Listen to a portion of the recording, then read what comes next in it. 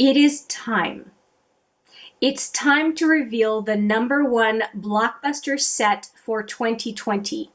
If you want to find out what my pick is, then stick around.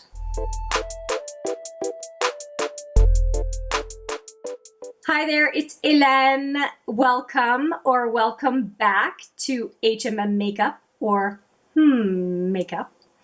I am so ready for this video. I have been ready for days for this video, but I wanted to make sure that it was the right time to film, and now is it.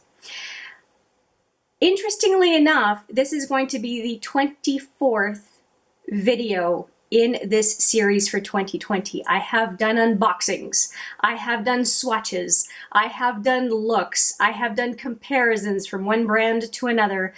A whole of 23 videos, and this is 24. I can't believe it's been that many, but there have been requests. I have wanted to do multiple looks. This year's eyeshadow is the best it's ever been in the number of years I've been doing these sets, which I started in 2018. There's a lot to talk about. The process I used this year is I did a series of videos for every one of these three brands: Lancome, Estée Lauder, and Elizabeth Arden, in no particular order. I also did a holiday set review for Lise Wattier, which you'll also find all the links for in the description box. In the description box, I will have link heaven if you want to reference every single thing I've done for each one of the brands, all in the same order, so you should be able to find things pretty easily. I'll also have the final verdict video for last year, meaning 2019. Here's what I have done. I have done an unboxing for each one of the brands. I have done a swatches video for each one of the brands. I have done a minimum of 4 looks for each one of the brands. And I have done a battle 2 against 2 across all 3. So I've done Elizabeth Arden versus Estee Lauder, Elizabeth Arden versus Lancome, and then Estee Lauder against Lancome. So they've each had their moment to duke it out, so to speak, based on the variables that I was assessing essentially from each brand, from value to how good a given product was in one box versus the other, such as lip products or eyeshadows or skincare. So there's a lot to take a look at if you are really struggling with the decision on which blockbuster set to get. Now this video is, because I've done all this other stuff, this is now assessing the brands across all 3, and for each one of the criteria saying which one is in first, second, or third place. So the first place gets 3 points, the second place gets 2 points, and the third place gets 1 point. I tally it up, and whoever has the most points, whichever brand at the end has the most points, is the winner. I did the same thing last year, and I thought it worked well, so let's try it out for this year.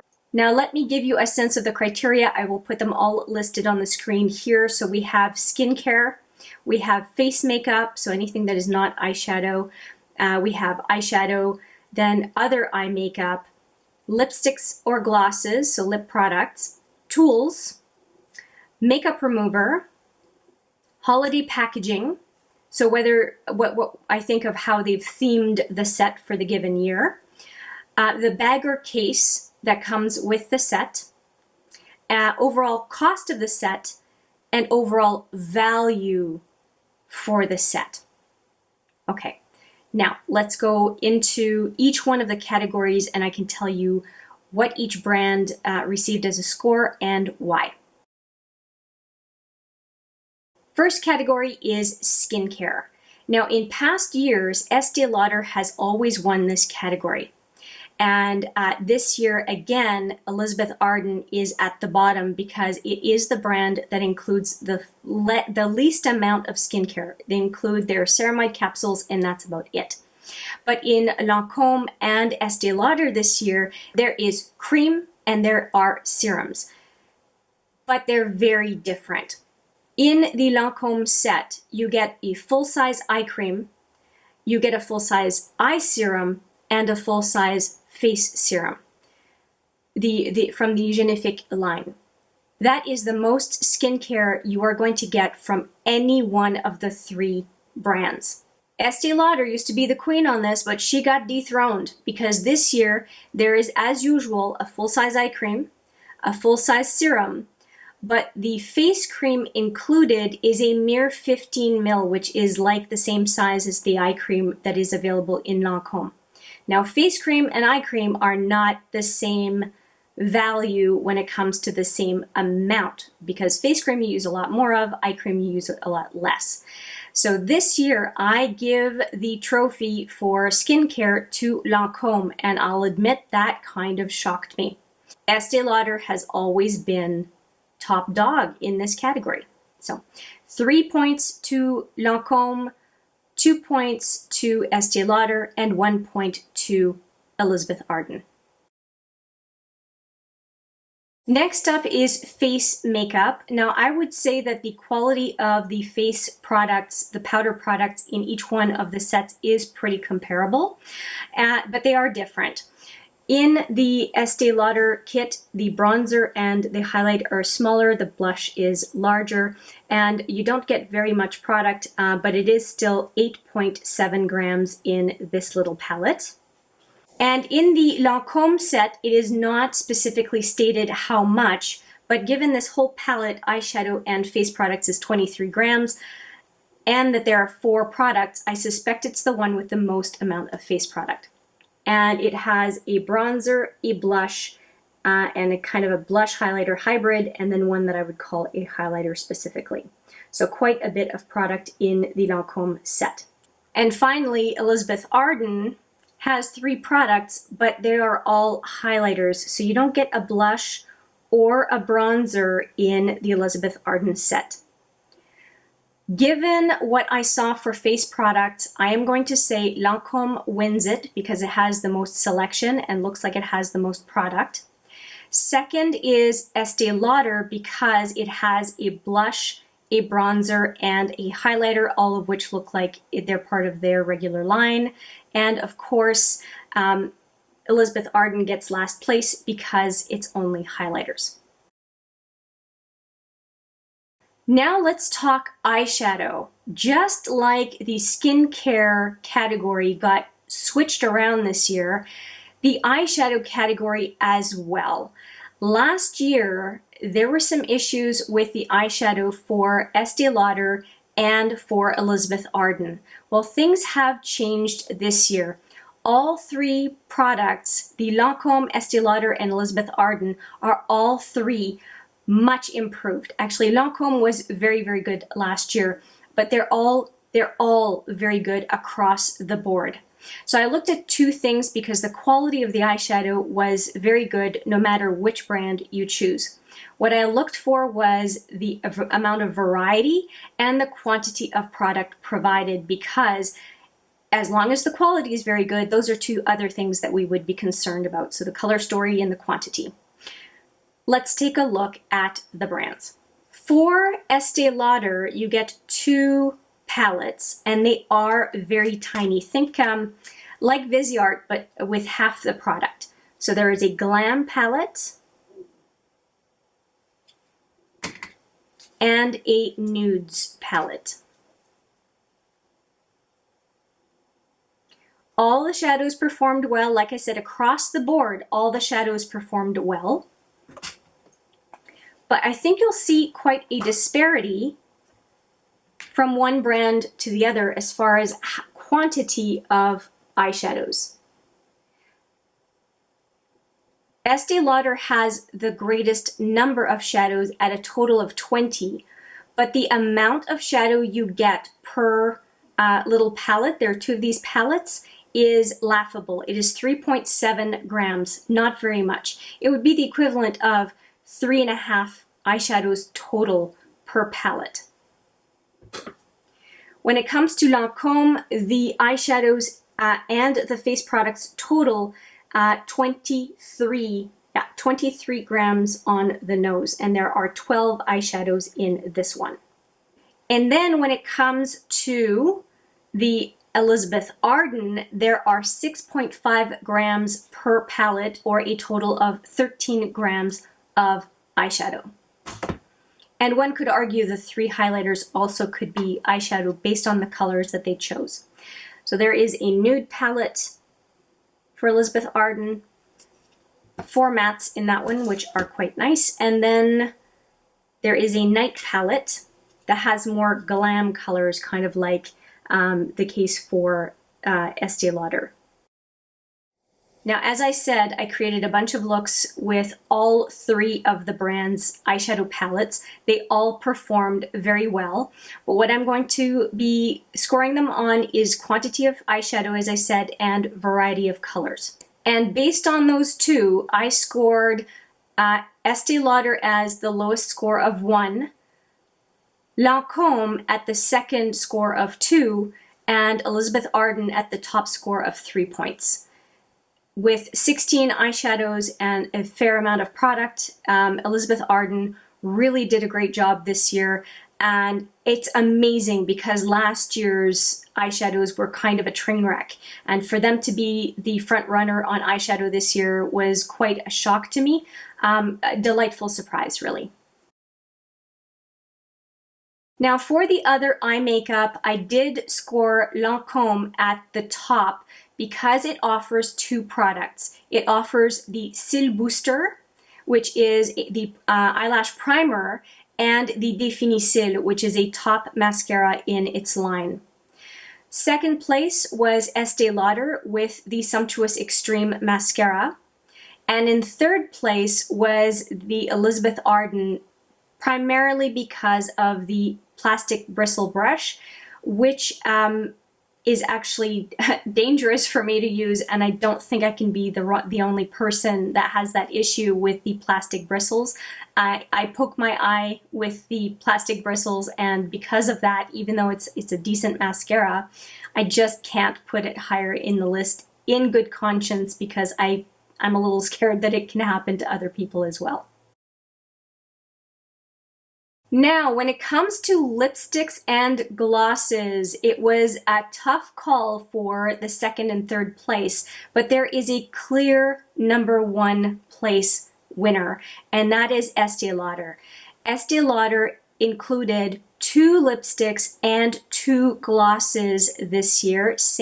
Actually last year they had 3 lipsticks and 2 glosses, but they still have 2 glosses this year. No other brand has any glosses. They each have 2 lipsticks, which is identical across all 3. But Estee Lauder is the only one with lip gloss, and I was so impressed with the nude lip gloss that I'm wearing it today. And this is it. It is a beautiful color, and I'm assuming it's part of the regular line because it's called Flash Fire, part of their Envy line, and it's number 115 or 115. Another aspect of the Estee Lauder lipsticks that I really appreciate is it is in cube type or square type packaging, and it has a mirror on the side of the packaging. None of the other lipsticks, Lancome and Elizabeth Arden, have that feature. It is proper to Estee Lauder, and so I think that their packaging is the best and their variety is the best. Just so that you can see it, here is the Estee Lauder packaging. You see the mirror as I'm blinding you. Square packaging, so it's not going to roll around, and it has a decent amount of product in the lipstick. Next up is the Elizabeth Arden packaging, which is not their typical packaging, but it is again that cube type packaging. Again, a lot of product in the lipstick, and there's a nude and a red lipstick, same thing with Estee Lauder and same thing with Lancome. And since I'm showing the red lipsticks, I'll show the red lipstick for Lancome, and this is the red stiletto lipstick, and it is very much in the type of packaging that you would normally see from Lancome with the rose on the package as well. And same thing I should say for the eyeshadow palette. You would not necessarily know that it's a holiday palette just based on the packaging. It's very true to brand. Now, when it comes to tools, I can say that Estee Lauder does not include tools at all in its kit, but the Elizabeth Arden and Lancome do. And they have essentially a similar offering. This year's Elizabeth Arden has an angled brush and an eyeshadow brush. The nice thing about the angled brush is it is complementary to the powder brush that was offered last year, but their eyeshadow brush, though it worked perfectly fine for me, that's what I used to apply the Elizabeth Arden eyeshadows, it is cheaper than the two brushes that were included last year. So fewer brushes and also a cheaper design. And then when it comes to Lancome, and I'm showing you last year's brush because I didn't want to mess up a new brush when I have a perfectly good one going that is virtually the same. The eyeshadow brush side, I would say, is better than the Elizabeth Arden brush. And then the powder brush that came with the kit this year is about 25% smaller than this brush. So they went cheaper on the double-ended brush this year. And the other thing is it's double-ended. It's not as utilitarian as having two brushes that you can easily put in your brush container. In this case, I'm worried about damaging the brush. So I think that makes my scoring pretty clear. Estee Lauder gets 1 point because there are no tools. I wish I could give it 0, but I said 1 to 3 across the board. Number 2 is going to be Lancome because double-ended is not what I'm super happy about. And then getting 3 points is going to be Elizabeth Arden because there are 2 tools included, which is the most of any of the 3 brands. Now let's talk makeup remover. It is a very, very easy decision for this one. I gave Lancome top marks, so 3 points, because the Bi-Facil makeup remover included in the kit is 125 ml, and in my opinion, it is the best makeup remover. The second place is Estee Lauder with its Gentle Eye makeup remover. I find it stings my eyes, and it's also less product at 100 ml. So it's a lot less product, you know, a material amount less in the Estee Lauder compared to the Lancome. And then the Elizabeth Arden has no makeup remover. Now for the holiday packaging. Like a few other categories, the holiday packaging this year is very different ranking compared to last year. For 2 of the 3 brands, there has been a marked reduction in the value of the packaging included with the kit.